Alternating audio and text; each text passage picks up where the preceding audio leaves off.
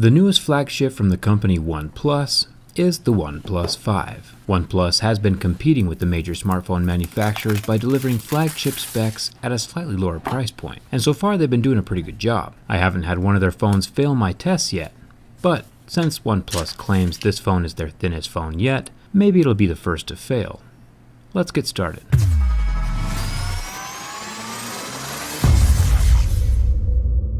This midnight black OnePlus 5 feels solid right out of the box. It's a slab of thick glass and cold metal that deserves to be put through my durability test just like every other phone. The most scratch test is first. Since OnePlus is advertising Gorilla Glass 5 on this device, we know that the scratch resistance is going to be on par with the Galaxy S8 and the iPhone 7.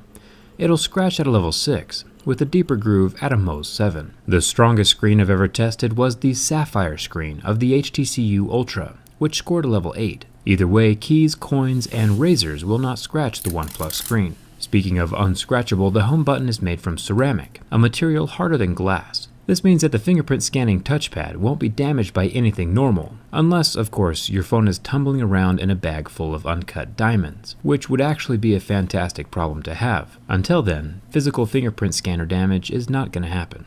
The front 16-megapixel camera with electronic image stabilization is covered by the Gorilla Glass 5, and while that sentence probably makes no sense to the average person, people familiar with my videos know that the camera lens is not going to be getting scratched or damaged. The earpiece is made from metal, no worrying about it ever falling out or tearing. So far this phone is made from some pretty solid materials. On the back of the phone we have one of my favorite new features, the dual cameras. When I first used a dual camera phone, I thought it was going to be a gimmick, but after using it, it's definitely a feature that's here to stay for a while. The regular 16-megapixel camera and the 20-megapixel zoom lens are both covered by the same piece of glass and are scratch resistant. The flash is plastic, but that's normal and nobody cares. Now it might have crossed your mind that this phone looks a lot like another popular phone on the market right now, and you're not wrong. The iPhone 7 Plus and the OnePlus 5 are eerily similar. The iPhone does look slightly more premium with its aluminum body curving right up to the lenses, but it also has about half the megapixels as the OnePlus 5. My buddy Saf over at SuperSaf TV does some pretty sweet side-by-side camera comparisons, so it'll be interesting to see what he says about the cameras. I'll link his video in the video description. The OnePlus 5 and the iPhone 7 Plus do have a pretty similar physical footprint though. Now, back when the company OnePlus first started making phones in 2014, they released the OnePlus One, whose name might have been based off the exclusive invite-only system that was required to buy one of their phones.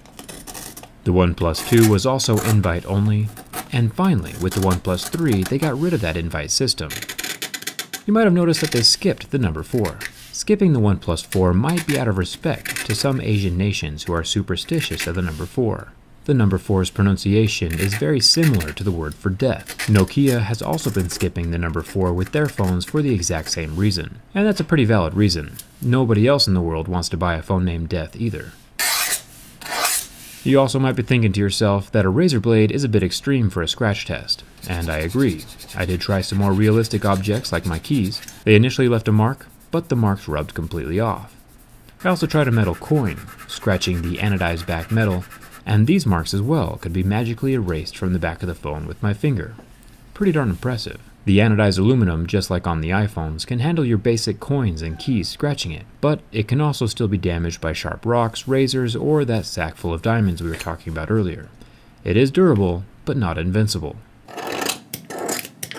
The volume button is made from metal, along with the mute switch, which is a feature that I wish was on more cell phones. I've come to miss it on my own Galaxy S8. The dual SIM card tray and power button are also metal. Down here at the bottom of the phone we have our USB-C slot and even a headphone jack. If you don't mind the lack of water resistance, this device has pretty much every useful tool a person could want in a cell phone. It looks like the phone is made out of premium feeling metal everywhere, and that makes me happy. Time for the burn test. The OnePlus 5 is rocking a 5.5-inch AMOLED screen and lasted a surprisingly long time under the heat from my lighter. It was burning for about 40 seconds before I noticed a faint white mark forming on the pixels. The pixels never did recover, so like if you ever drop your phone in a fire, try to rescue it as soon as possible, or just don't drop your phone in a fire. And finally we have the ultimate test of build quality, the bin test.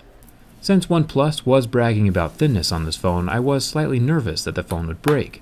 Turns out I had nothing to worry about. The screen does pop out from the frame, which shows us that there is no waterproofing adhesive, like we saw during my iPhone 7 test, but the phone locks out after the pop and does not bend any farther. It's even less flexible from the front side, since that screen is set down inside the metal frame, keeping things from moving around at all. This OnePlus 5 definitely passes the bend test. One interesting thing is that OnePlus is advertising 2.5D glass on their phone. If you remember, the HTC U11 advertised 3D glass. You can tell that the 3D glass has a major curve to it, while 2.5D is more of a bevel, leaving the glass itself flat, allowing it more give and play during any stressful situation. The rigid 3D glass, combined with that flexible metal frame on the U11, is what got it obliterated during my last durability test. The OnePlus 5 also has a plastic buffer between the glass and the metal, which will help the screen survive against impacts or drops. These subtle differences in construction that you normally wouldn't notice go a long way in the durability of a device. But like always, you can plop a case on your phone and just have nothing to worry about. I always have a case on my phone. I'm pretty impressed with the OnePlus 5. They have continued their tradition of solid build quality. Physically, it might look a lot like the iPhone 7 Plus, but it's several $100s cheaper, has more megapixels in the cameras, and includes a headphone jack, so it gets a thumbs up from me. It'll be fun to tear it open and see if they include a bright red battery inside like they did in the old days. Come hang out with me on Instagram and we'll find out. Thanks a ton for subscribing, and thanks for watching. I'll see you around.